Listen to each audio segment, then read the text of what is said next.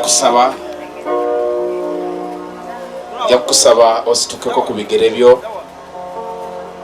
tuseemu Katonda ffe ekitiibwa tugere service. Katusabe. Kitaffe omuyinza w'ebintu byonna tukwebaza okkiriza tubeere wano mu kiseera kino. Weewaawo kiseera kya kukaaba, kiseera kya maziga, naye gw'omanyi lwaki bwe kiri.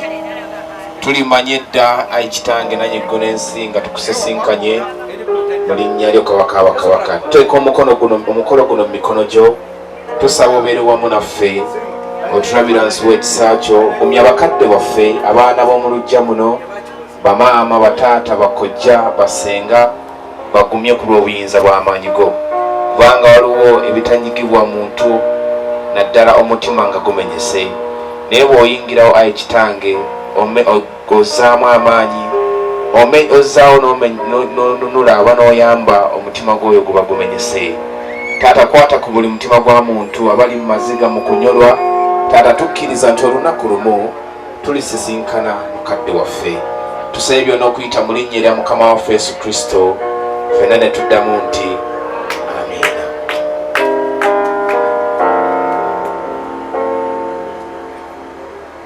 Nga mwagala Yesu, mwagala nawepita ku bayimbi.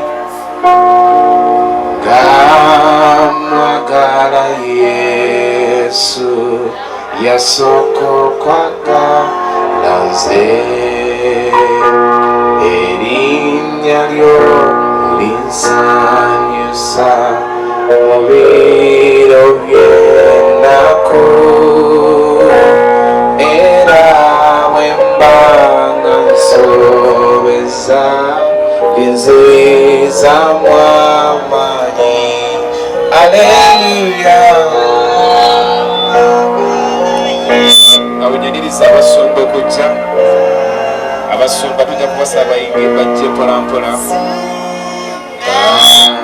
Mwagala Yesu yasooka okwagala nze,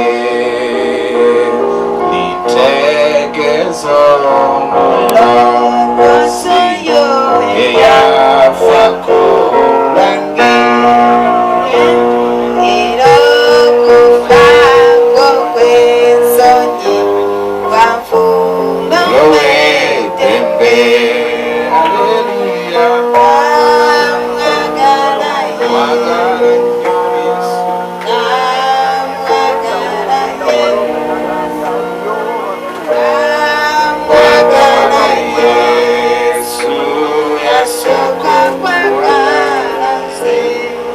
Nsabiddwa omutesitesi, abaana b'omu nnyumba bonna basabiddwa okujja mu maaso wano.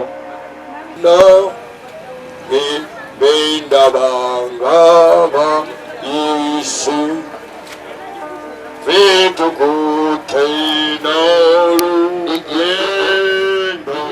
lweyalagira Yesu.